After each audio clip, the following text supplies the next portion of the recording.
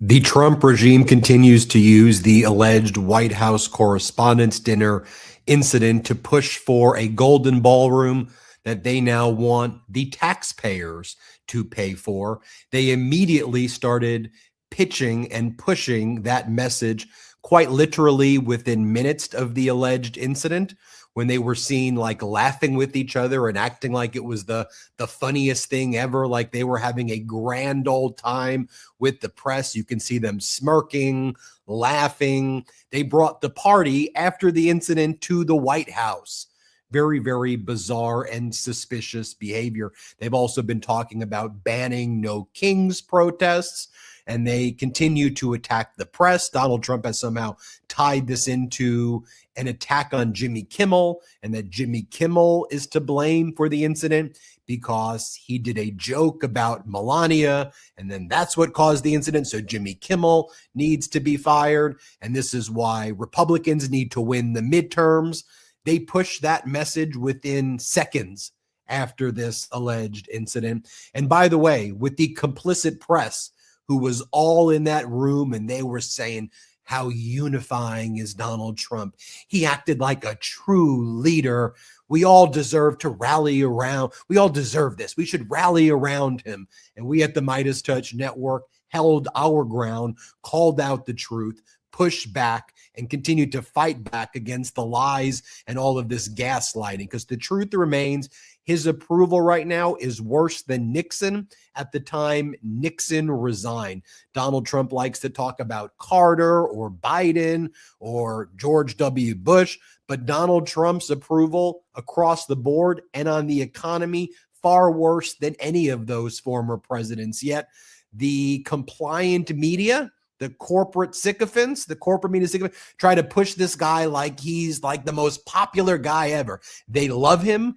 It's weird, and the American people are absolutely pissed at it. Remember when they were pushing on Friday that there was going to be a big meeting over the weekend between Witkoff and Kushner, who, why the hell do they have anything to do with our country? And by the way, they're all financially involved in all of this as well. But they had a big meeting in Pakistan, and it was going to be with Iran's foreign minister, Araghchi, and Pakistan was going to be mediating it. And we were saying on the MeidasTouch Network, lie, market manipulation, not true at all. It's not happening. Foreign Minister Araghchi is doing a 3-day tour. He's going first to Pakistan and then to Oman, and then he's going to Russia to meet with Putin. And they've made clear they're not meeting with Donald Trump and the Trump regime. And then Donald Trump's like, nope, they're absolutely meeting with us. We're sending our people. We're dealing with real good people over there in Iran right now. And then on Saturday, Donald Trump's like, I'm canceling it. I don't want to do it. Iran sent us a proposal. I didn't like it. So I told my people, we're too busy. Don't go. And in fact, guess what, everybody? Iran is going to blow up in the next 3 days. What do you mean blow up? It's going to all be destroyed. How is it going to be destroyed? You see, their oil pipelines are getting congested and they don't have a pressure valve. So because of the naval blockade, the pipeline, it's filling up with all of this oil and it's about to explode and the whole country is going to be destroyed in 72 hours. It's like, Donald, it doesn't work like that. Yes, it does. So that's what they're pushing now, that the whole nation of Iran is going to be destroyed because there's nowhere to put their oil. It's the most ridiculous thing. But I'll tell you what's actually happening. The Iranian foreign minister is meeting right now with Vladimir Putin in Russia, and they're out there just saying, we're cooperating, we're top allies, we're coordinating everything together. I mean, the statements out are, we've done everything together in the war, we'll continue to work together. They're not hiding what's taking place right now. They've supported us, our cooperation is paramount, but I bet you're not hearing that on corporate news here in the United States, but I guess who's even watching corporate news anymore? Speaking about the MeidasTouch Network fighting back against lies and disinformation, Katie Phang, MeidasTouch host, launched a lawsuit against the Trump regime demanding the release of the Epstein files. It's one of the first of its kind lawsuits alleging violations of the Epstein Transparency Act. And she says that she has standing as a journalist with the MeidasTouch Network to bring our viewers, her viewers, the truth, and that this is being prevented by the Trump regime's failure to comply with the Epstein Transparency Act, their violation of the law. So ain't just talking the talk here on the network, walking the walk. And Katie Phang is a superstar, and she's going to fight to get those files. So shout out to her. And we're going to talk about how MAGA Republican sycophants are out there using this White House Correspondents Dinner incident also to push their agendas. And it's just so wild to see how corporate news kicks into gear. Like they got the message. All right, this is how we're going to try to help Donald right now. But it ain't working. The people see through it. The Meidas Mighty see through it. The MeidasTouch Network continues to lead all news in terms of audience share at this point. And I know that people are getting real truthful information here. Brett and Jordy, how are you doing? I'm doing great. It's good to be here, Ben. Good to be here, Jordy. In regards to the media, I've never seen a group bend over backwards so much for a man who so openly despises them and would never, ever reciprocate that sort of grace. It became a joke in the first term when the media would constantly say, new tone, Donald Trump has adopted a new tone. And the fact that they're still doing this in the year 2026 makes me want to lose my freaking mind. I got to be honest. But you know what? We're going to get into all that. I do also want to give a shout out to Katie Phang. How badass is Katie Phang? And by the way, been loving all the videos Katie's been putting out on her YouTube channel. Make sure you subscribe. And her new podcast, Sidebar Brothers, is so good. She's been doing this live show Tuesdays after Ben's live show, and she's doing it on her channel. And it's been top notch. And the show goes on her podcast feed, Sidebar with Katie Phang. Make sure you look it up. Make sure you add it. I promise you will not regret it. Jordy, what's the latest? Brothers, what's going on? Meidas Mighty, nice to be here. Thanks for joining the show tonight. If you're listening tomorrow or Friday, thanks for listening to the show. Excited to get into the show. We have a lot to get into. I have a lot that I'd like to comment on personally about this DC brain rot from these legacy outlets. I won't do it right here. But Ben, let me toss it over to you and let's get going. Where are we starting off? You know, a lot of people have asked me, Ben, talk about how you're covering what happened at the White House Correspondents Dinner. And I just said, just think about it this way. Whatever happened or didn't happen, why don't we just look at what the Trump regime did right afterwards, right? How did they behave right after?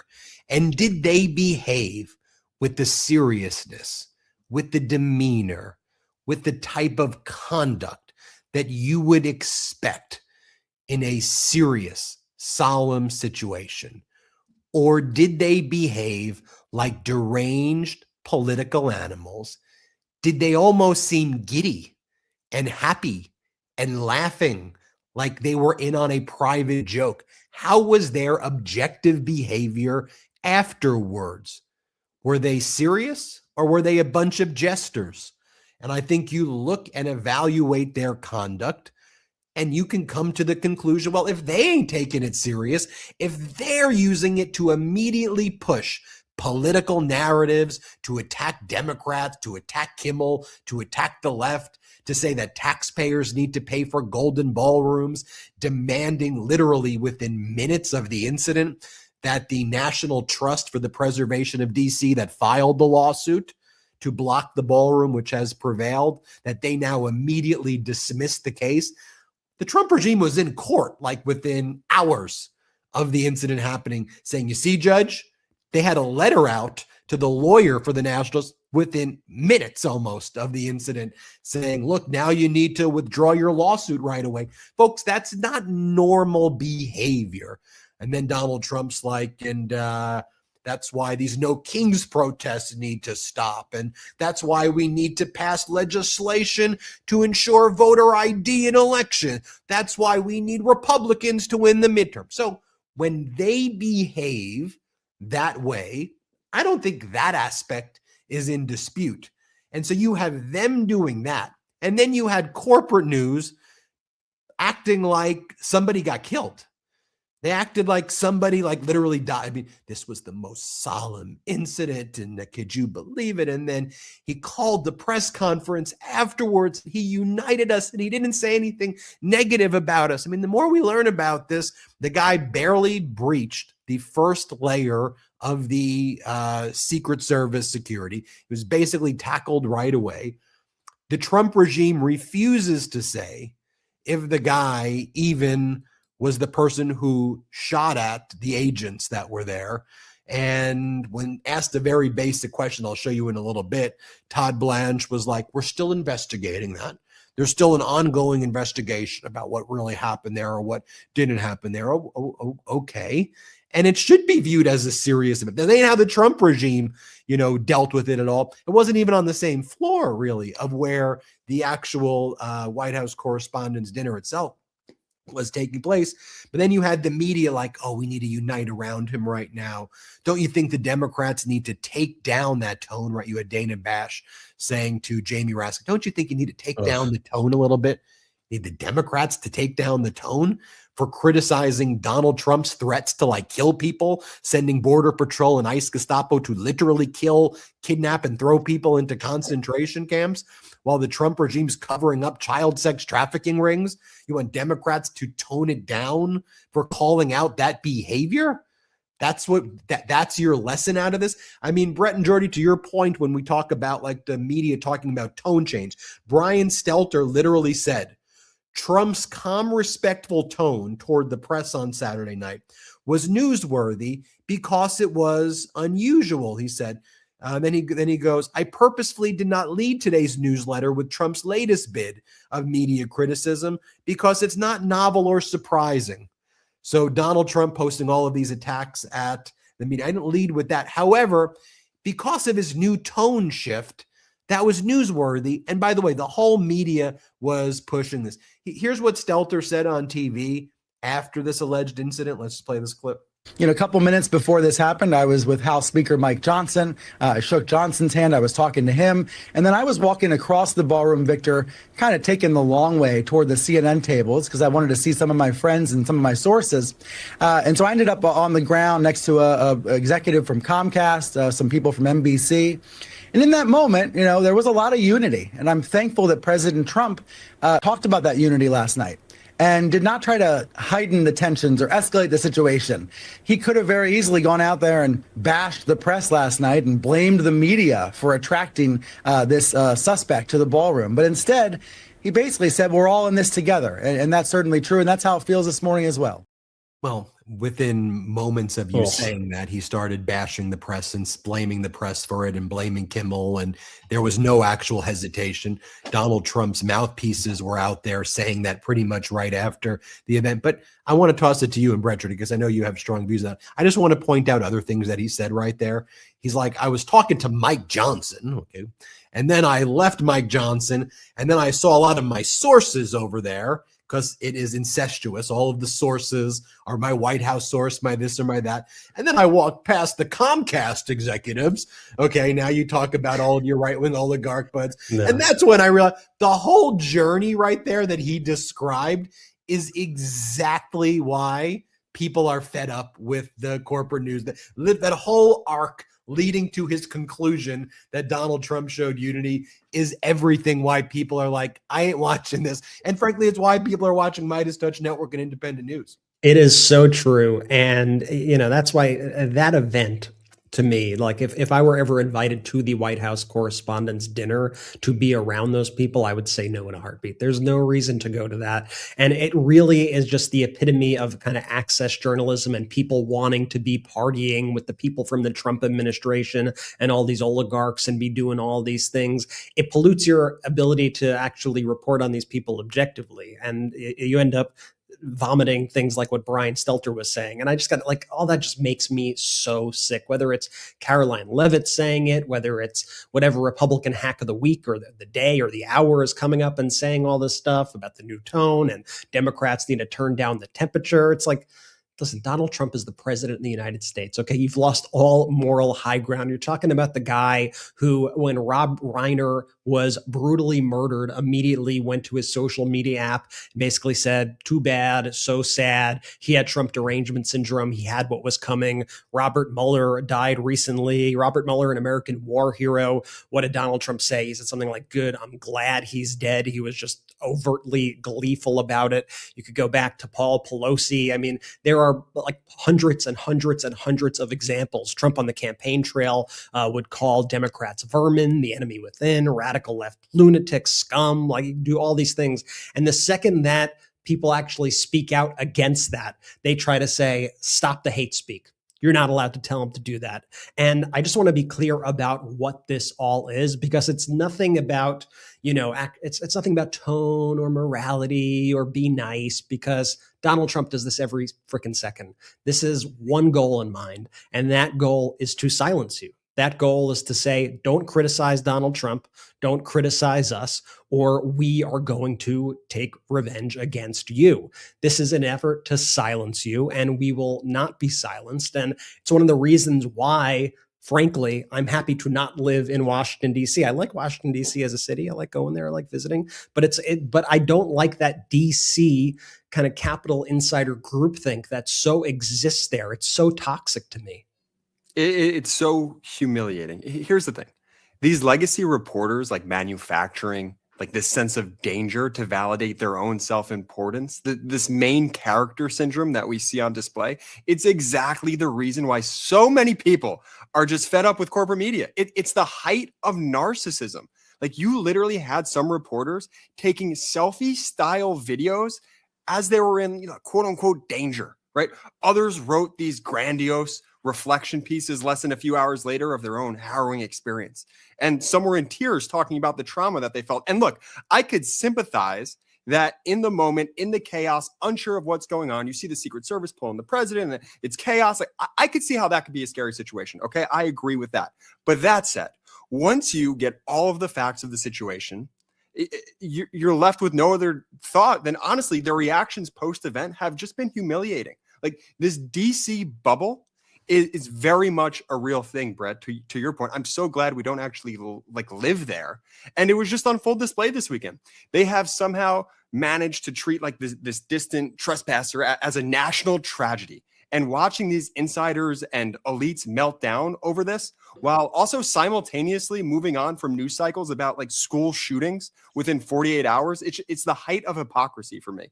And I know it's a tough pill for some of the people who work at these legacy outlets to swallow, but people want the news, right? Like, they want factual reporting. They want data. They aren't tuning in because they love your celebrity. Like, just stop. Like, the self-important wannabe celebrity, holier than thou persona, it's just so exhausting for me. And listen, I said this to you guys yesterday, but I think one of the issues that we see on a daily basis with the Trump administration is they're weird about everything. They're weird about everything. They cannot tell the truth about a single thing. And so when people start doubting every single thing that they see and hear coming out of this White House, it's kind of easy to see why. Ben brought up the ballroom. Suddenly, this is like the new national priority. It's almost as if like these people, like they did like an iPhone update or something. And now they're just like ballroom, ballroom, ballroom, ballroom. It's weird. Like, it's freaking weird. It's tone deaf. It's disconnected from what people care about. It's disconnected from reality. And this is the pattern we see with everything the Trump administration does. They are weird about everything, and they can never just tell the truth, even if it's something basic. Like Trump was asked in 60 Minutes, what happened when you fell? And he denied falling. It's like, dude, just why are you denying falling? We all saw the footage. Just be normal. Stop being weird. Just be honest with the American people. And these lies are damaging for this exact reason. And it's not just those specific lies, but the aggregate of the lies that we see. Because every time these people open their mouth, whether it's Donald Trump or Caroline Leavitt or Jeanine Pirro, you name it, they erode trust by the American public that much more until the American people don't believe anything. You could go to any example. You go to Alex Preddy with ICE. Federal agents shoot him and kill him. And you have Kristi Noem come out and call him a domestic terrorist. And then we see the footage and we see what actually happened. That's happened multiple times with ICE already. They've lied multiple times. We've seen the footage. We've seen the truth about what actually happened. We see it with the example that Ben brought up earlier with Iran. Donald Trump making up these fake negotiations that are going to happen, then being called out on the lies, then having to double down with some sort of other lies, like a Russian nesting doll of lies. Donald Trump lies about everything. So when you see something like this happen, I don't blame people, quite frankly, for going, is this real? Is this fake? Because this administration has kind of programmed people to just assume that everything is false. And I think that is what is damaging. And I think it speaks to the complete lack of credibility that this administration has. And I just want to say this real quick too, Brett, that iPhone update line, like that's so brilliant because you're so right. They went from like all these MAGA lemmings went from build the wall. And now they're chanting, build the ballroom. I mean, it's just so humiliating. Like they're like, go oligarchs, go build your ballroom. We don't care about the wall anymore. And now it's taxpayers need to pay for the ballroom. That's where it needs to come from, not these so-called private donors. And what the hell was even is this? It should be in the DHS supplemental that we all need to pay for the Golden Ballroom.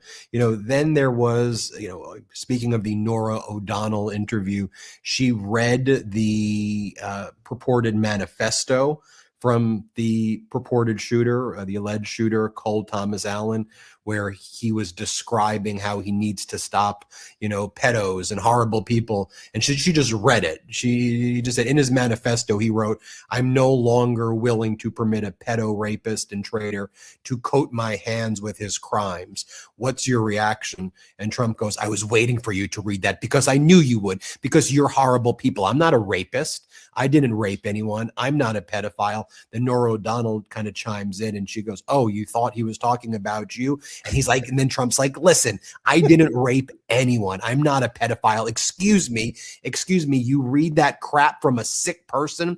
I was totally exonerated. You should be ashamed of yourself reading that. You're a disgrace."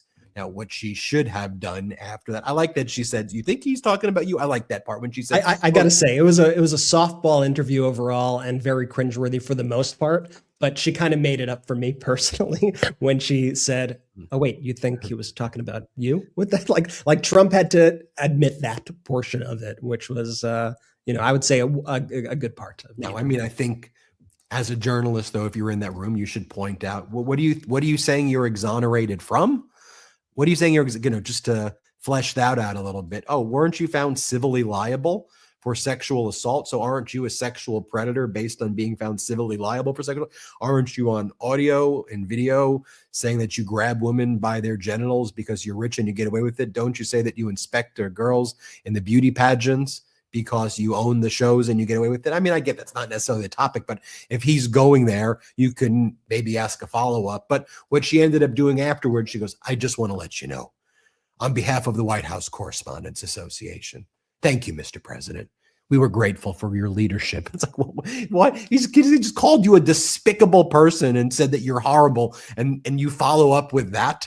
I mean, there was other weird moments in that as well. Brett, to your point, when Donald Trump's like, "I never fell when they wanted to evacuate the room. They told me get down on the ground. So I went on the ground to listen to their instruction." But then you go from, one regime media, CBS, new state regime media, to older state regime media, which calls itself Fox.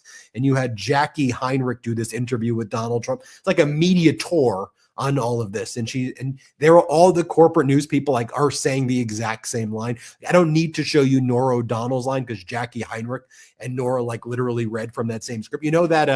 What was that? The Sinclair script that you saw all of the local affiliates read at the same time. It's basically a version of that, right? Where they're like, "Thank you, Mr. President. We are so grateful for everything that you've done. Without you, we don't know what the White House Correspondents Dinner would be." It's like, dude, you're talking to someone with 33% approval, like far worse than Biden, far worse than anybody. He's less popular than Nixon when Nixon resigned. Here, just play this clip quickly of Jackie Heinrich. And Jackie, with that, I have to go. Okay, I want to thank you, Mr. President, for joining us today. And I also want to say how grateful we were last night as a member of the board of the White House Correspondents Association and the incoming president of that association. We were very grateful to have you there, taking part in a tradition that recognizes the role of a free press in our democracy. And we're all sad that it went the way that it did. We're all grateful that we get to come home to our loved ones and be together afterward. And thank you for your leadership in the moments afterward and for coming on and giving the country the strength to not let those who would wish to harm us stop us from our pursuit of our liberties. Well, Jackie, thank you very much. It's very nice. Very nice. And let's do it again. Let's do it again, Jackie. Oh, It's just so humiliating, Ben and Brett and Midas Mighty. I mean, look, what is like state regime media? That's what you're looking at. And look, my thoughts on the Norah O'Donnell 60 Minutes thing. I saw a lot online, like a lot of social chatter. This was a really powerful. She did a great job. And then I saw the other side of that. Like, I can't believe she would. This is such a softball interview. What's going on? I'm kind of in that camp. Right? Like part of me, I can understand, okay, Norah, you're interviewing him. You have, subjects to sort of hit on, and you just kind of have to take it in stride as you're going to make sure you hit all of these topics. He's hurling insults at your face to you. And we're all here supposed to champion free speech and celebrate him like he's some sort of like national global hero who champions free speech. And meanwhile, he hates you. Like, he hates you. I'm not saying this to be hyperbolic. He hates you. And he hates anyone that actually wants to report accurate information. So for me, the reason I fall into that latter camp is because, Ben, to your point, you have to be ready for a follow-up question. Actually, the court's found you guilty. So what's going on here? Actually, you're lying right now. So what? Don't just use your platform because you're a serious reporter, or at least you liken yourself as a serious How about this? 60 Minutes. Hold on. 60 Minutes is like supposed to be at its best. What it was supposed to be this like very serious program. And the way that entire direction of that network and that program is crumbling is really just, it is so horrific for this country that's where it's falling, that they could just be used as mouthpieces for the president. I'll toss it to Brett. The court found civilly liable. Yes, Brett. Yeah, and we we're talking about access journalism and the issues with access journalism. I mean, you're praising a guy for coming to your soiree. You're praising a guy for coming to your party. That's what you're doing right now, as that same individual kicks all the press out of the Pentagon, is calling on all these bullshit outlets that aren't real news sources. I mean, he's destroying your jobs. He's destroying your livelihood. He's destroying the free press, and you're thanking him because he came to your party. Oh, and he's never come before. This has been a tradition for a long time. This is the first time he came, and this time he came not only he came with preconditions, and so there wasn't even a comedian at the party because he didn't want to get his feelings hurt. And this is the purveyor of free speech now that you want to hold up as like this. I don't even know. Like, what are we doing here, people? And then, like, I think it's just worth mentioning quickly that the ballroom has nothing to do with this event at all whatsoever. The White House Correspondents Dinner is put on by the White House Correspondents Association. That is a private organization, has nothing to actually do with the White House as an entity. You think Donald Trump, these past, the other many years of his term where he hasn't attended, would have allowed this press, who he refused to go to this event, or would have had them rent out the White House ballroom, which, by the way, as big as it is, isn't even as big as the room where this event was in the Hilton Hotel. It's a non sequitur, which is one of the things going back to when I said it's all weird. Like, it doesn't even make sense. The ballroom has nothing to do with this event. They're completely different thoughts. They're completely different things. And the fact that they deflect and go to that and all this stuff, it just makes you think like all this is really freaking weird. Couldn't agree more. Let's talk more about that. Let's talk about what's going on right now as the Iranian foreign minister, Araghchi, is in Russia, meeting with Vladimir Putin and coordinating everything publicly. Like, it's not like, how do you know this? Are you just speculating? No, like they're like literally doing press conferences together, saying that they're coordinating everything. I want to talk about Germany's Chancellor, Friedrich Merz. He's come out with some powerful statements against Donald Trump. So has the Premier of Manitoba in Canada, also Prime Minister Carney, also throughout the world, leaders, I think, they're no longer post-Trump's unlawful and catastrophic war, an invasion of Iran with Netanyahu. Like, people are done with this guy. Like, they're done with him. I mean, you saw the report today that NATO really doesn't want to even do any meetings anymore for the rest of Donald Trump's term. That's one of the big proposals. Let's just do a meeting after 2028, because having Trump in the room doesn't allow them to focus on their work, right? It's what Reuters was reporting today. No more NATO meetings with Donald Trump, or just because let's just try to get through these years and then maybe we'll do meetings after 2028. Just think about that right now. We'll talk about that and more. Let's take our first break of the show. A reminder, make sure you hit subscribe. We're so close to 7 million subscribers. Help us get to 7 million. We know we can do that together. Also, subscribe to our audio feed, our audio podcast. Wherever you'd get audio podcasts, just search MeidasTouch and subscribe to our audio podcast as well. Thanks, everybody. We'll be back after our first quick break. Ask any small business owner and they'll tell you that finances can get messy quick. A bank account here, QuickBooks there, tax and invoicing apps stacked on top. Before long, you're buried in expensive tools, behind on books, and unsure where your business really stands. That's why there's Found. Found eliminates the clutter by giving you one platform that handles it all. Banking, bookkeeping, invoices, and taxes. No more paying for multiple subscriptions and dealing with clunky, outdated apps.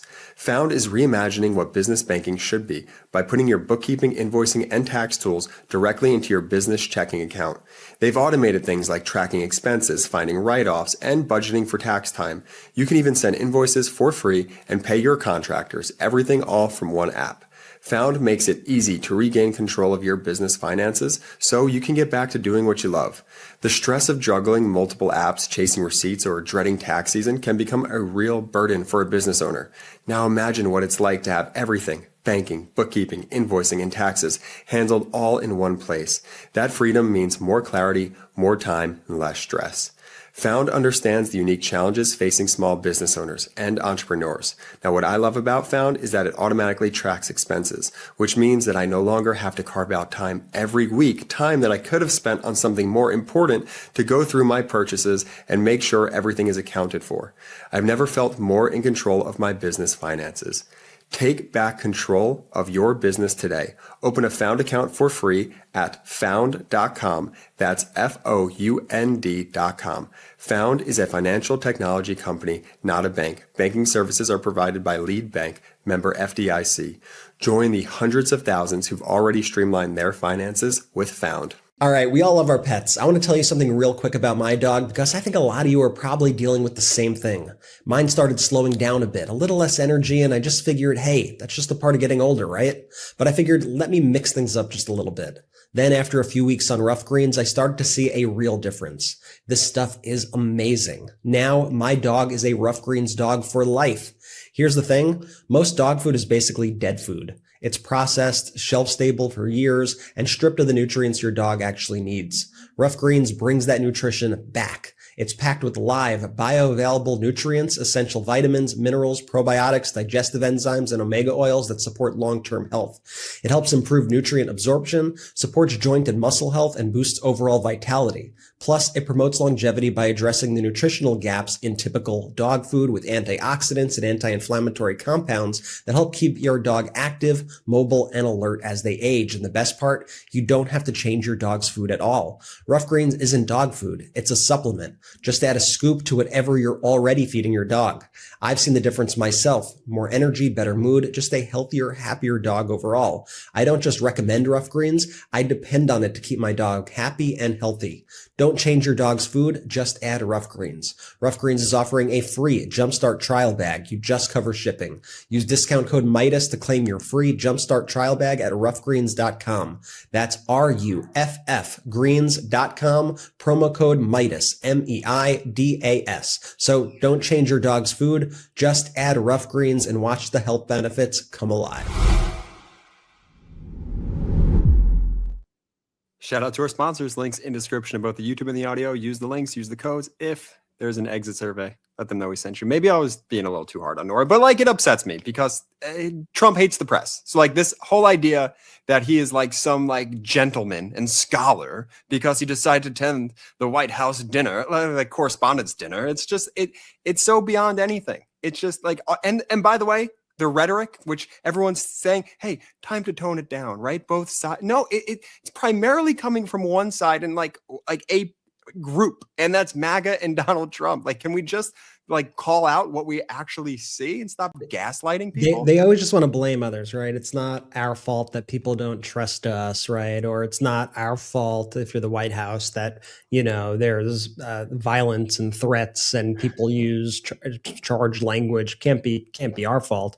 But they never look inwards, right? They never go, well, maybe I shouldn't be doing this, or maybe I should be honest with people about all of these other things. And all they're doing is they're stoking doubt in reality all the time, and they're making people pissed off and angry, and they are stoking the violence that they then act all offended by, and the language that they act all offended by, because they go out there and they say the most horrific stuff you've ever seen a president say, and then defend it and double down on it. And I think people are just like sick of it. They're sick of this double standard, and they're sick of this sort of rhetoric coming from the president of the United States and seeing no consequences. Right. I mean, just think about right after this incident, in addition to Golden Ballroom, you have Caroline Levitt. And I think we have the clip, Brett, where Caroline Levitt talking about, this all is because of the cult of leftist terrorists. It's like a cult of leftist violent people. And it's like, what are you talking about? I mean, what we talk about on the show and what lots of people talk about who you put these labels on, can we get people more healthcare? Can we get people free healthcare, access to education, allow people to afford a home, pay rent, stop people from feeling psychologically tortured all day, not engage in war crimes, not do never-ending catastrophic wars abroad, focusing on allowing people to afford groceries and things like that. But they're out there right away after it's the left, it's the cult of the leftists. Now we need a ballroom, and this is why we need to suppress your vote. And it's like, really? I mean, and I'll just let people know. I mean, viewers who are my age and older, I think, know this.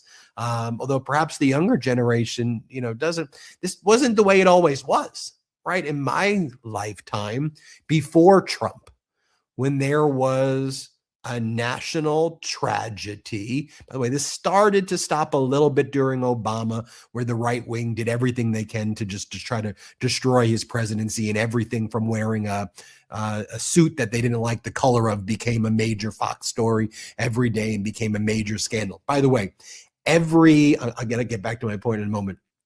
Every time you had Kim Jong-un fire any missile, that was like the biggest story under Obama, right? Man, he's so weak. You're letting Kim Jong-un do missile tests? Dude, every day right now, Kim Jong-un does multiple missile tests and then brags about having nuclear weapons. It's not even a story right now. Who's talking about Kim Jong-un right now? I just remember under Obama, oh my God, he did another test. What are you going to do, Obama? You're so weak. Trump gave the guy nuclear weapons, basically. He allowed the guy to develop. And by the way, that's what you want to know what Trump's 2 weeks. I'm going to go there. I'm going to shake Kim Jong-un's hand. I'm going to get the headlines. Kim Jong-un developed a nuclear weapon and more missiles than ever. What do you think Iran is going to be doing right now? Do you think they're more inclined or less inclined to develop nuclear weapons right now? And from all of the reporting, they have facilities that were not, this is going to shock you, totally obliterated by Donald Trump and Netanyahu last June. According to lots of reports, they have a facility deep underground near Isfahan, near one of their facilities, where they have enough nuclear material to be able to make over 1,000 or at least 100, but between 100 and 1,000 nuclear weapons if they want to. I think it's 100 nuclear weapons if they want to, which is more than a lot of countries have in a nuclear arsenal. Now, do you think, based on Trump's behavior, they're going to be more likely or less likely to actually enrich the uranium into weapons? Great. Anyway, I digress there. But don't you see that this is a path that likely leads to Iran getting nuclear weapons, just like Kim Jong-un? We'll talk about that in a moment. But there used to be a time where there'd be a national tragedy or a big situation or whatever, or an incident, and we would just rally around as Americans. That was just like a normal thing. And I'm not saying this because I hate Trump or this or that. I'm saying it because it's an objective fact. Trump and that bridge with that Tea Party during Obama into Trump, with that whole movement, it's been everything is a thing. And that's the source. That everything then became some political thing. You blame the Democrats, you blame this, you blame that. Everything is a culture war. Everything is thing. You remember during Biden's term, they would make up terrorist attacks that wouldn't take place. It'd be like some incident at the border of Canada, and there would be like someone who was like coming home from a casino, and like I forget if there was like what the issue was, but someone like crashed into like a barrier in the border, and then all right wing pushed out like these like photos of like jihadist terrorist faces. They're like, massive terrorist attack. Look how weak Biden is. They made up the thing, and they went like 2 days on that it was like a terrorist attack. And Biden every day they would do something like that, right? Like, and I think back towards the end of Biden's term. Remember, like, there were aliens in New Jersey, and Biden wasn't telling you the truth about the aliens in New Jersey, and all of a sudden that just magically went away. Oh yeah, no, we were wrong, but they just move on to the next thing. And I think of one thing that these ballroom stories allow us to do here is point out to you this kind of flood the zone method of how they try to change the narrative, because you see it happening before your eyes. If you were on social media the other day, within minutes of this happening, dozens and dozens, if not hundreds, of MAGA aligned accounts were all tweeting the same exact thing. This is why we need to build the ballroom. Now we got to build the ballroom. If only the Democrats built the ballroom.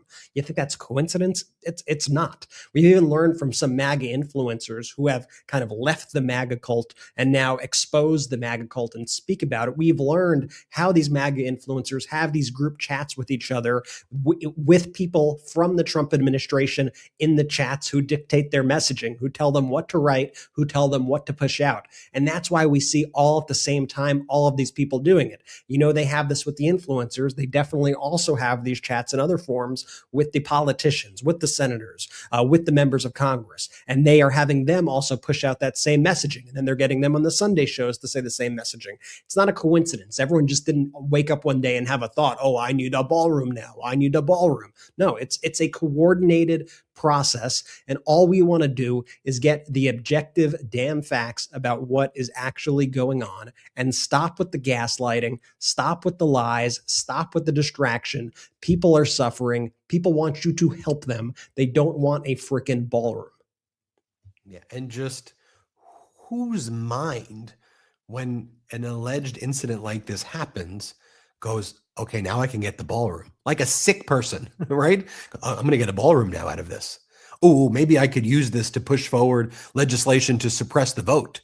Ooh, maybe I can now put ICE people at election centers and say this is somehow related. Ooh, maybe I can say this is a way to stop No Kings protest. Like who thinks about that? By the way, Alina Habba was posting messages. Do you like my fit? Right after, you like my fit?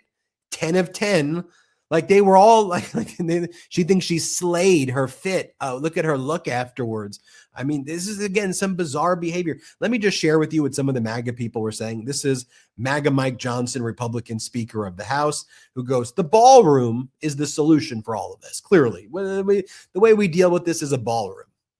What? The way we deal with it is a golden ballroom? What are you talking about? Here, play this clip. On the opposite, they've incited violence, in my view. I mean, you have some of the most prominent figures in the House and the Senate on the Democrat side effectively, calling for war. I mean, they use those kinds of metaphors, and it incites violence because there are crazy people in society, and they get radicalized online. And so we've got to recognize that it's time to turn down the rhetoric. We've been saying this over and over, and not use that kind of language. I hope that this will be a sobering reminder for everybody about that very important cause. I'm grateful to Fetterman. He's right. The ballroom will be a solution for this, because it'll be on the most secure compound in the world. It won't have hotel rooms above it, and it'll have 7-inch thick glass, for example, on the windows. So it'll be a very safe environment to do events like this. We need a place. We have needed a place like that, and the president keeps pointing it out. We don't need a place. What are you talking about? Then you have Mike Lawler, who pretends to be a moderate, but he's a MAGA Republican extremist from New York. He goes, a ballroom is imperative. Here, play it. If we got that clip of Lawler. when you go to the White House, you need ID. You need to be on a pre-approved list. You cannot just walk in. Obviously, everybody goes through magnetometers before you even get on site. And, that protocol needs to be applied, especially when you have the president at a major event like this, and especially after now 3 assassination attempts. So, yes, a ballroom is imperative for a lot of reasons. I mean, look at tomorrow night, we're going to have a state dinner in a tent on the South Lawn. It's absurd. I don't think any other president was like, you know what is absurd? That we do state dinners on a tent in the South Lawn. I mean, Trump's like, for the last 150 years, people have been asking for this. No one's asking for a golden ballroom, okay? One of the strengths of the United States and one of the messages that the White House sends is a message of humility. If the U.S. wanted to build golden palaces, we could do that. But the point is that here you have the people's house, not the Trump house, the people's house. I could show you I'll just show you. Every Republican had this talking point today. You had MAGA Republican Congress member Michael Rowley. Here's what he said. What needs to be done now? But I think we got to build that ballroom as soon as possible. We can't have functions like this on things that aren't secure. Anybody that's Then you had MAGA Republican Pat Fallon. He said the following. Let's play this clip. Certainly, the White House ballroom is a great argument. It's something that they can completely control. They can have events there, and All right, you got to toss it over to you, Bretton. I mean, I could show you every Republican Congress member. I like how it's like after school shootings, all of a sudden, like, let's not talk about it. We can't do gun control. Nothing. We can't protect these kids. There's just nothing we could do. And after this, it's like, that's why we need a ballroom. That's what I was going to say. Anything but sensible gun reform, right? Anything, you know what every school needs? Forget, a security guard in every school, and things like that. Every school needs a ballroom. If only every school had a ballroom, none of this would happen. Like I said, it's just a non sequitur. Like, it doesn't make any sense. It's another distraction technique. They don't want you talking about Epstein. They don't want you to talk about the failing war effort. They don't want you to talk about the failing economy. They don't want you to talk about the high prices, the high gas prices. They don't want farmers to be thinking about the fact that they can't afford fertilizer and they have to cut down on their crops this year. They don't want you to talk about that. So they want you to talk about a ballroom. Exactly. And it's just yet another instance of MAGA, and specifically the Republican Party. They think you're stupid. They're treating you, the American person, like you're stupid. Right? That you don't have real concerns about your health care or housing or how you're going to put food on the table and the economy going sideways. Like, they think you're so dumb that they're like, I'm going to dangle the golden ballroom over your head, and you guys are just going to be so happy about it. And the thing with MAGA specifically is they get duped because of the $1 trillion propaganda operation that is Fox News, that is right-wing media, where they're able to just flood the zone with shit. And I kind of made the joke earlier, but for real, it was build the wall in Trump's first term. And then in Biden's term, it was all about, the MAGA people saying, build the wall. And now they've somehow duped, and I say somehow, well, because they poured that $1 billion propaganda arm into this messaging to build, forget the wall, build the ballroom for the elites, for the top 1% of the 1%. Build the ballroom for those folks. We don't care about the wall anymore. That was so 2016, 2018, 2020. No. We need a golden ballroom for our supreme leader, Donald Trump, who, by the way, by the time this thing, if it gets constructed, is to come up, in theory, he should be out of office, right? Like, just how construction generally works in this country. Like, he shouldn't even be able to reap the benefits of this ballroom as president of the United States. It's hard for me to believe that someone who is putting a major renovation up in their home or their area is going to be so willing to move out once that renovation is fully up and complete. A renovation that you've gotten your entire party to do for you. I'm just saying that now. Yeah, look, all his posts though are like triumphal arches, golden ballrooms. The new one he's been doing, like over the weekend, I think he posted close to 50 times. It's not an exaggeration. I think he did like 50 posts if you add the past few days about the reflecting pool. And he'll do like a photo of the reflecting pool from 2004, which was George W. Bush. And Trump will write Hussein Obama. and either Trump uses AI or whatever they do to kind of make the reflecting pool look dirty. And then on the photo next to it, it says Trump. So one says Hussein Obama and the reflecting pool is dirty. The other, when you actually analyze it, it's the exact same photo because you can see the birds in the same place. The clouds are in the same location, and it doesn't have the AI that makes it look dirty. And he goes, Trump. Like, there are things like just that in a normal presidency, you would say this guy needs to go. That would be a front page story. Like, could you imagine if former President Biden made a post like just like that and did nothing else? The uproar would be the biggest story for 2 weeks and probably calls for resignation. I mean, Trump does, as I've said, probably 20 to 30, in my opinion, impeachable things, many of which, in my opinion, I'm just giving you my opinion, protected by the First Amendment of the United States Constitution. Feel free to agree or disagree with my opinions here.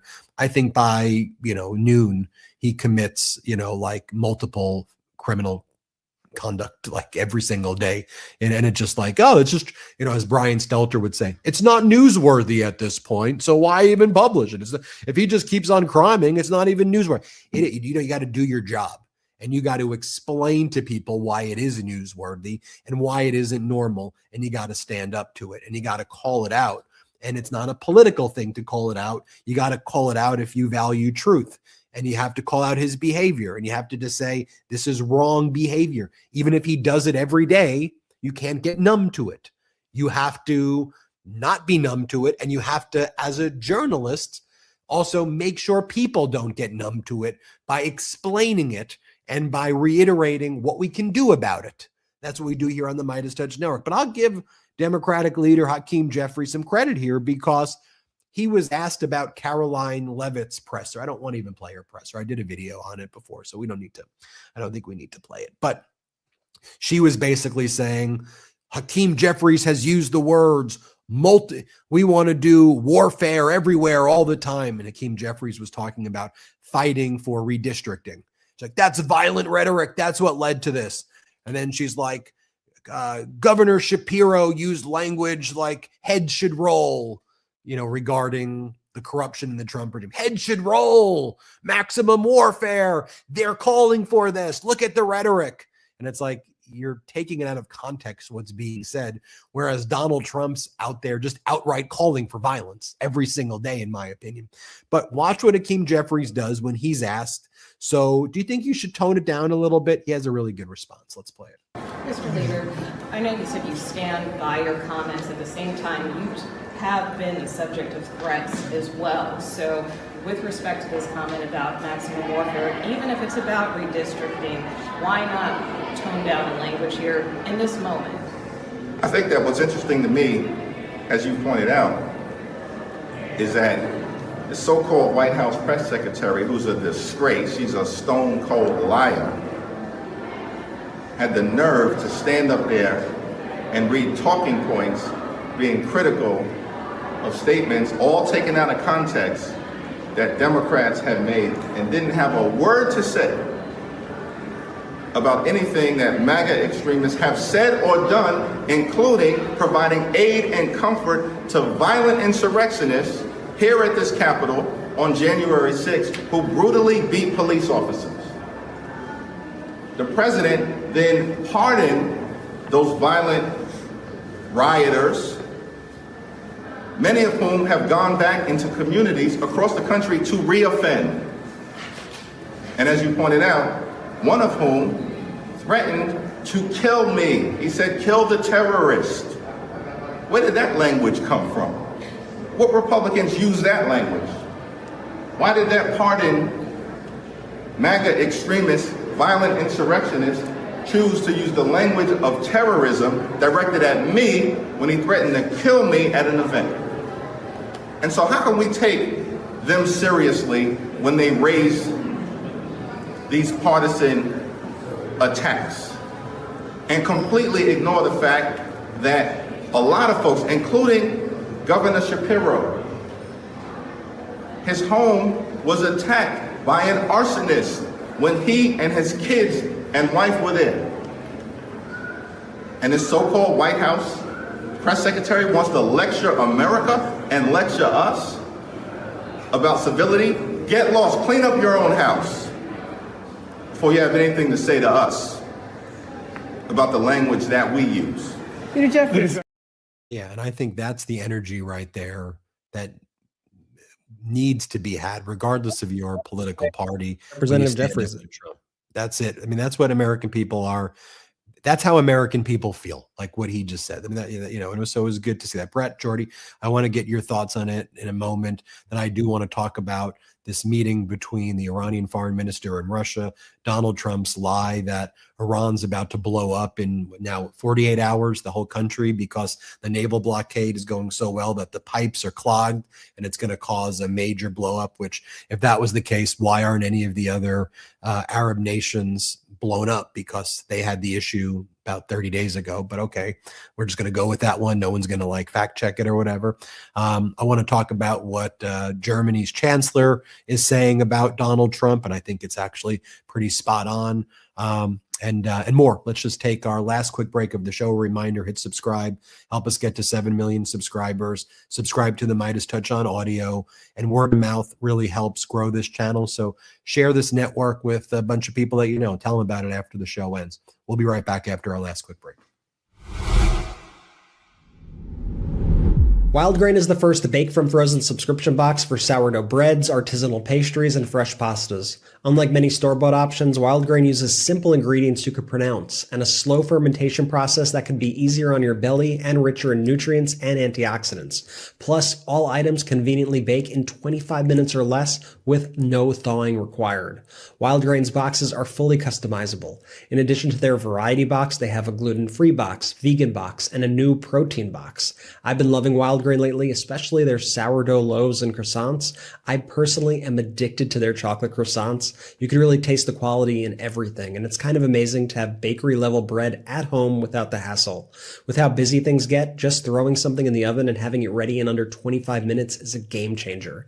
Imagine having fresh, bakery-quality bread, pastries, and pastas at home without any trips to the store. And don't just take my word for it. They have over 40,000 five-star reviews and have been voted the best food subscription box by USA Today for 3 years in a row. For a limited time, Wild Grain is offering our listeners $30 off your first box, plus free croissants for life when you go to wildgrain.com/Meidas to start your subscription today.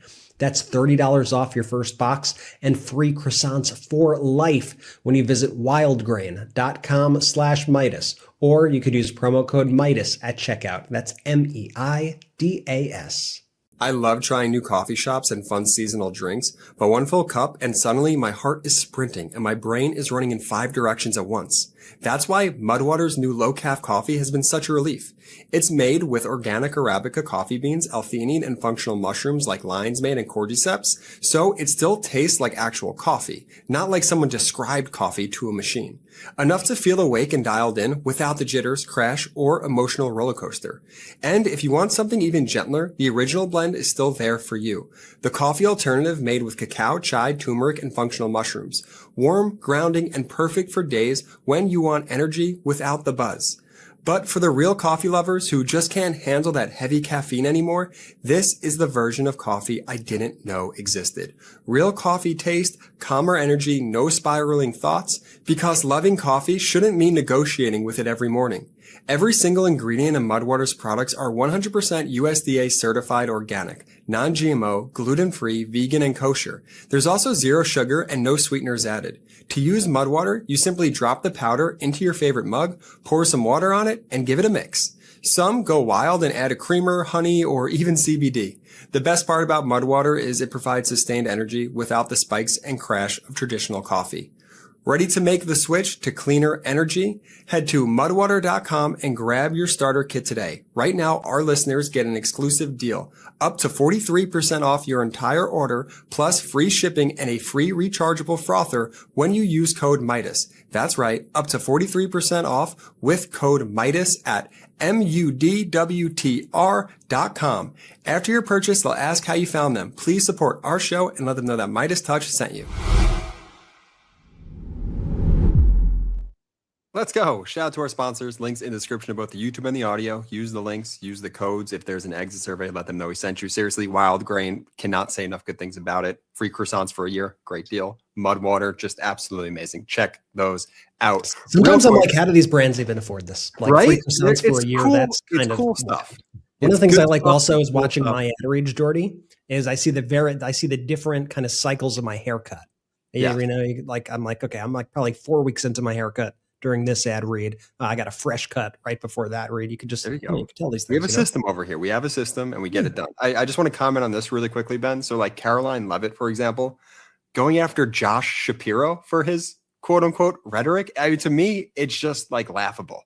First off, like I like Josh Shapiro. I think he's doing a great job here in the Commonwealth. He's not exactly like the rhetoric guy, though. Like it's not his slant. Yeah, when I think Josh Shapiro, I think radical. Yeah, radical Josh Shapiro. I mean, but that's what I mean. Like they think we're stupid, and they think you're stupid. That like you wouldn't realize that she's like misquoting or taking his quotes totally out of context. It's ridiculous, but they do it all the time. Shapiro, by the way, he's going to win his re-election here with like 65-70% of the vote. Looks like he's like one of the most popular governors in the country.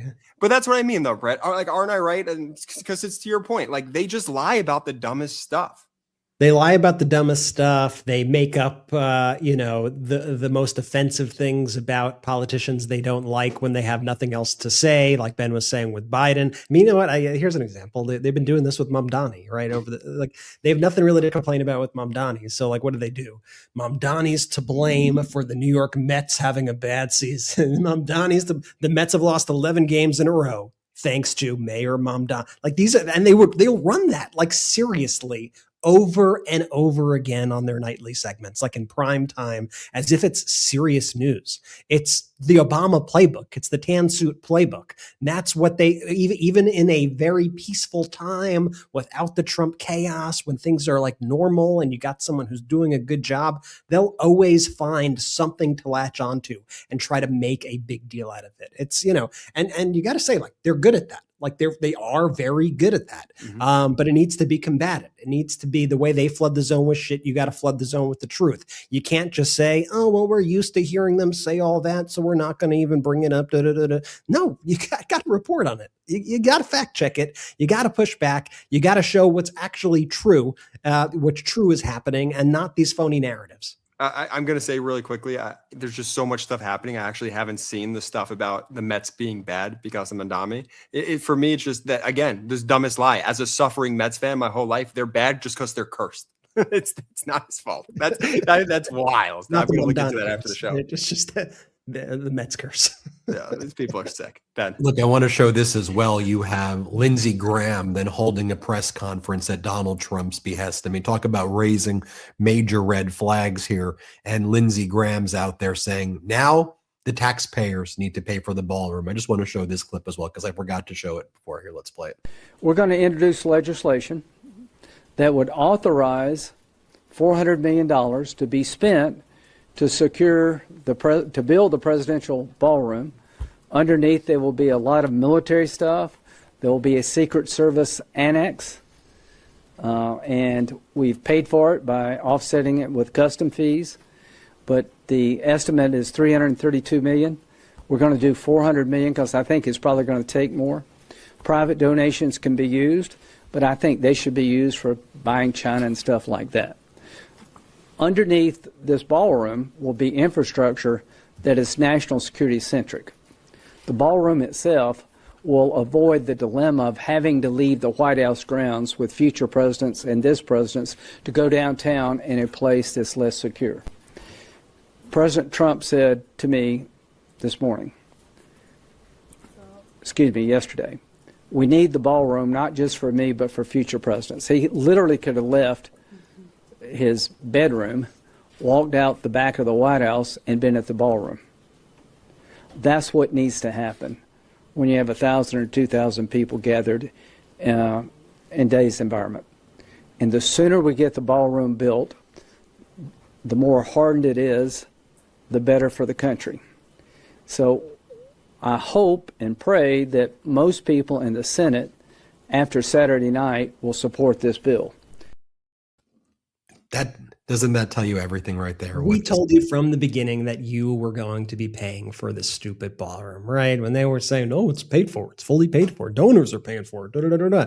They got these quote unquote commitments from donors. That's obviously going to cost a lot, even if donors did cover it. First off, I think that's so incredibly corrupt, given Donald Trump's deals with these companies and his just call the commitments what they are. They're bribes. They're bribes from other oligarchs. It's crazy. They're bribes. Yes, Jordy, you're right. They're bribes, and the money hasn't even materialized, and now they're begging the American people for the money. And the ballroom is just another example of all of this crap out of the Trump administration, where they really, like in a very offensive way, don't give an F about the American people. They don't care what you think, because to me, if I just say, okay, he wants a ballroom, sell it to the American people. Like, don't just knock down the East Wing and say we're building a ballroom. Try to do it the right way, right? Try to explain why you need it. You got the super, secret national security bunker or whatever the hell you're building underneath the ballroom. And so you need this ballroom so Donald Trump could party about. I don't know what it is, but sell it to the American people. Try to make the case for it. Try to explain why you need it, and then you control every branch of the government. You're in charge of the Congress, of the Senate. You control the courts. You control the executive branch. So just pass the piece of legislation then. I don't understand this. Let's knock down the thing, and then let's all of a sudden just say we're building a ballroom. That's not going to get anybody on your side. It's exactly basically what he did with Iran, right? He didn't try to sell the American people on the Iran war. He just bombed them one day and then expected us to go along with it. Expected all the European countries to go along with it. Like, try to communicate with the American people. You have the press, going back to the press this episode, they praise him for, he calls me, he picks up my phone calls. I call him and he picks up. But yeah, then he just fucking lies to you. Excuse my language. He lies to you. He says things that aren't true. How is that helpful? And then you just regurgitate it as if it's fact. You just regurgitate it like you are a stenographer. Your job isn't to be a stenographer. And don't get confused and think that getting more contact with Donald Trump or more information from Donald Trump, don't think that that means you're getting better information. I could assure you, I know that President Biden did not speak to the press as much as Donald Trump. Maybe he didn't take your calls as much, didn't call you personally, text you, whatever. But I could guarantee the words coming out of his mouth actually meant something. Unlike this guy, where his words mean crap. His words mean absolutely nothing, yet you just fawn over it because this guy is speaking to you. Like, enough is enough, man. Well, to your point, Brett, let's take a look at what Germany's Chancellor Friedrich Merz had to say when he was talking about the lack of planning here. And that there's two clips I want to show you. The first one is in the elementary school where he says, Trump's been absolutely humiliated. The U.S. has been humiliated because there wasn't a plan, and Iran has a plan. And Iran, he said, is in a very sophisticated way handling negotiations or not handling negotiations, but they're very intentional what they're doing while Trump isn't. Here, play this clip. It is quite obvious that the Americans have absolutely no coherent strategy whatsoever. And the fundamental problem with these kinds of conflicts is always the same. It is not enough to simply get yourself in. You must also figure out how to get yourself out again. We witnessed that reality quite painfully in Afghanistan over the course of 20 long years. We saw the exact same thing happen in Iraq. So this entire situation is... as I have mentioned previously, at the very least, it was ill-considered, and I really do not see at this present moment which one you mean. What strategic exit the Americans are choosing now, especially since the Iranians are obviously negotiating very skillfully, or for that matter, very skillfully not negotiating, and making the Americans travel to Islamabad and then letting them leave again empty-handed. A whole nation is being humiliated there. By the Iranian leadership, especially by these so-called revolutionary guards. As Europeans, we have also extended an offer stating that we are prepared to assist in ensuring that the Strait of Hormuz is reopened, just as soon as these hostilities have finally come to an end. Furthermore, we have offered to dispatch specialized minesweepers from Germany to clear that vital strait of all its mines. After all, it has quite obviously been mined, at least in some significant part. Well, we could certainly do something about that. But first of all, the fighting has to come to a complete and total stop. And right now, I honestly do not see how that is even remotely achievable in the short term, because the Iranians are proving to be much stronger than we had initially thought. And the Americans clearly do not have a truly convincing or coherent strategy for these negotiations either. I truly hate to have to say this, but I'm afraid it is a rather complicated and difficult situation at this moment. I'll show you the other clip of Merz, Germany's chancellor. Let's play it. Was den Iran betrifft, as far as Iran is concerned, yes, I have become disillusioned with that by now. And that is simply because the United States of America and Israel had assumed right at the beginning that this problem would be solved within a few days. And today we have to realize that it has not been solved. That is why we, on the European side, also want to make a diplomatic effort to find a solution. I have pointed out that for some time now, diplomatic efforts towards Iran have been taking place again from Germany as well. We are coordinating closely with the American side on this, but we also state that we have our own European ideas on how to reach a solution to the conflict. I hope we succeed, but I am not sure. Now take that and contrast it to what Donald Trump said when he called Jackie Heinrich on state regime media, which calls itself Fox. Here's what Trump said about the Iranian pipes are getting so full of the oil that they can't keep the pressure. So it's going to result in a mechanical failure. And in 48 hours, Iran's about to blow up. Cowabunga, dude. It's going to blow up, man. Here, play this clip. But what you're referring to is that when you have lines of vast amounts of oil pouring through your system, if for any reason that line is closed because you can't continue to put it into containers or ships, which has happened to them, they have no ships because of the blockade. What happens is that line explodes from within, both mechanically and in the earth. Something happens where it just explodes, and they say they only have about 3 days left before that happens. And when it explodes, you can never, regardless, you can never rebuild it the way it was. In other words, it will always be, if you rebuild it, it's hard to rebuild it all, but it would only be about 50% of what it is right now. So it's a very powerful thing that takes place, sort of having to do with nature. But when that gets clogged at the end, in other words, when you have to turn it off because you have no place to store this oil, either put it on ships or storage tanks, which they are just about finished with, a very bad thing is going to happen. So I think they're under pressure. But yeah, so just inject yourself with horse medication or inject yourself with bleach and Clorox and see if that gets rid of your COVID, everybody. I mean, this is not how oil facilities work, as Daniel Davis, an expert in this area, but you don't need to be an expert to tell you, because common sense would say, so they build these pretty complex oil facilities that just blow up and spontaneously combust? Yeah, no, that's not the way they're built. Go back to the post for one more time. Daniel Davis says that's not how oil facilities work. Pipelines don't just blow up because they can't store enough oil. That's a lie. If that was a risk, then 5 of the 6 GCC countries, that's the Gulf Cooperation Council, right? Bahrain, Kuwait, Oman, Qatar, and Saudi Arabia, they would already have their pipelines explode, and none have. So literally, the systems are designed with fail-safe measures to make sure that doesn't happen. Plus, Iran is definitely not 3 days away from full storage capacity. It takes a lot longer than that to reach that level. If an Iranian pipeline suddenly blows up in the next 3 days, the likely culprit will be a U.S. missile, and that will trigger a massive retaliation from Iran. If Trump is trying to be cute again, it's going to blow up in all of our faces. Well said, Daniel Davis. Now, the way Donald Trump was saying that too, is like, that's how nature works. That's how nature works. And it's like the fact that he just spews that incoherent slop that is not tethered to any reality at all is just complete and utter madness. Like, that's a made up thing. It's not happening. He makes up negotiations. He makes up these like weird movie scripts that are not real life.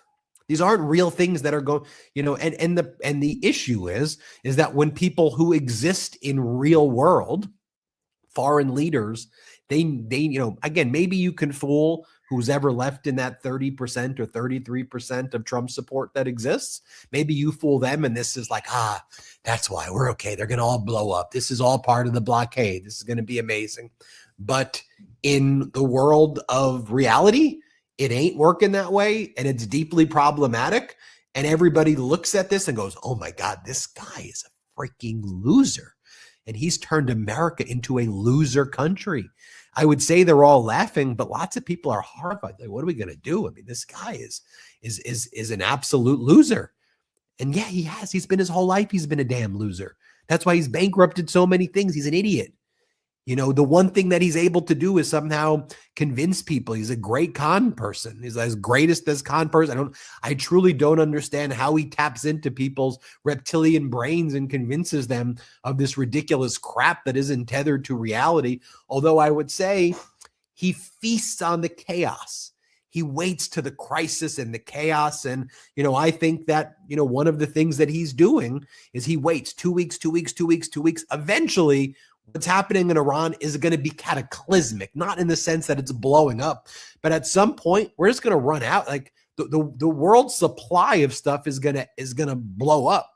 But see what Trump does, if you look at his whole life, is he waits for these moments. And when people are suffering and scared at their worst, that's when he comes in and either blames or takes credit. And usually it could be both. Blame, blame, blame, take credit. Because that's actually what his skill is.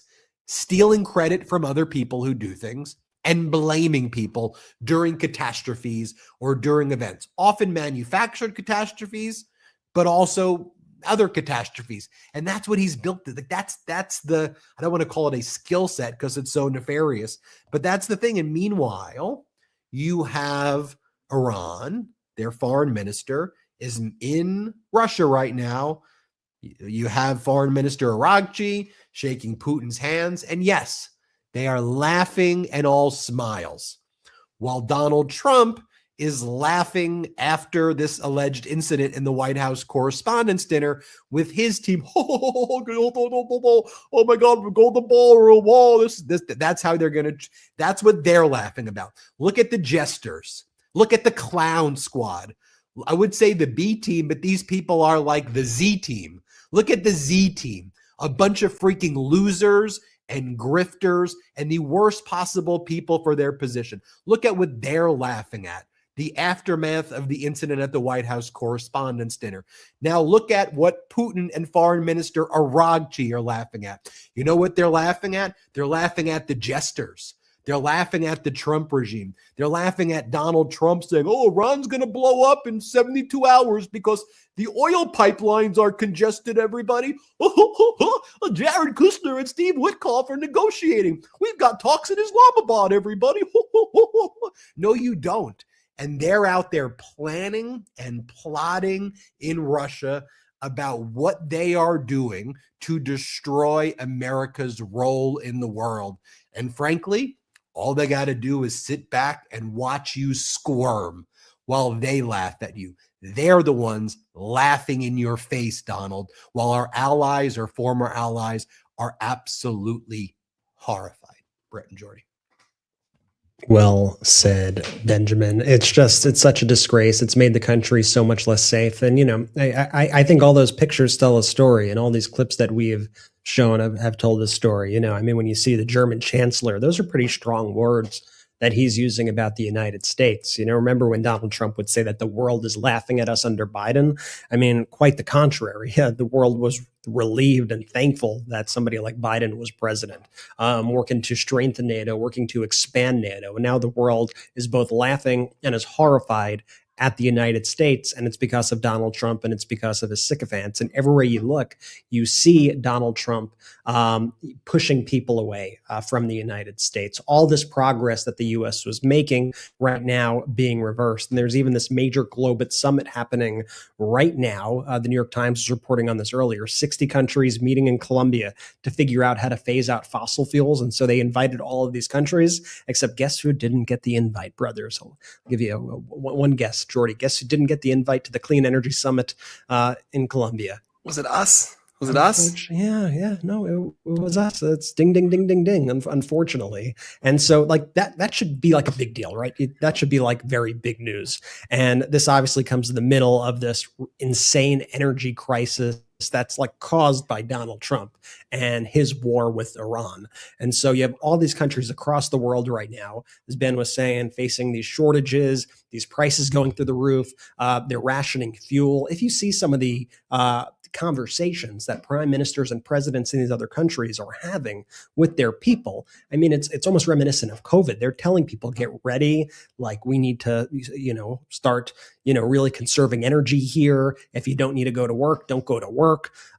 Try to limit your use of gas and oil. Like, they're really sounding the alarm over there. And the US, meanwhile, has like pulled back and reversed course on all of this clean energy stuff that they're doing. And so the world is off on their own, trying to build a coalition of the willing to actually get things done, to try to actually help the planet develop new sources of energy that don't require our presence in the Middle East. And so there's this major moment happening right now in Colombia, and the United States is not even part of it. And it's a combination of climate policy, yes, but also global economics, national security. It's all of these things colliding right now at the same time due to the geopolitical dynamics that we are seeing. It's just, it's a sad indictment of where the country is right now. Look, when you're the annoying kid in class, when you're the bully, you can't be shocked when you don't get invited to the birthday party.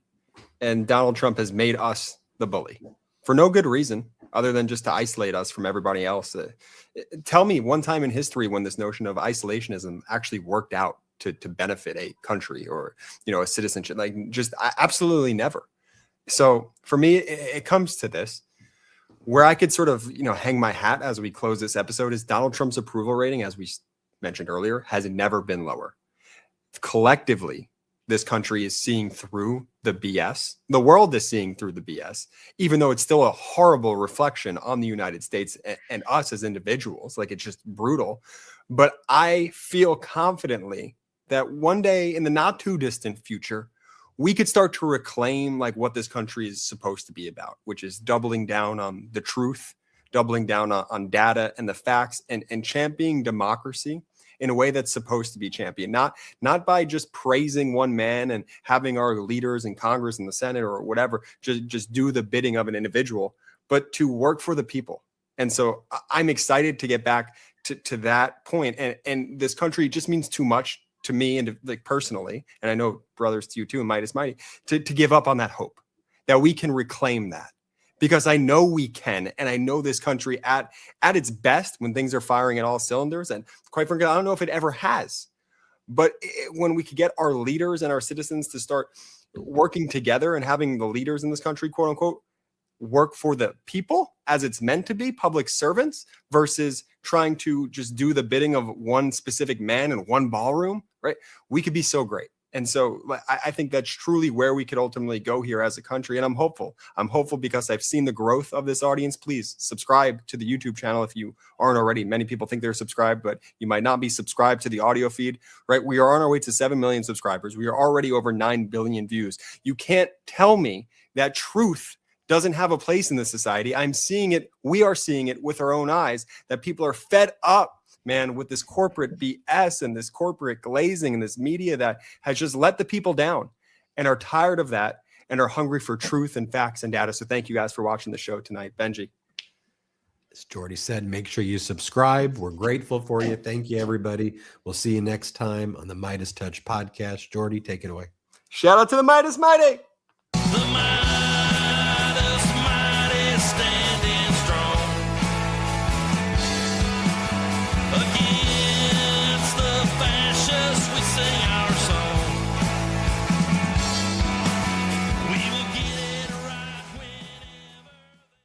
Want to stay plugged in? Become a subscriber to our Substack at MeidasPlus.com. You'll get daily recaps from Ron Filipkowski, ad-free episodes of our podcast, and more exclusive content only available at MeidasPlus.com.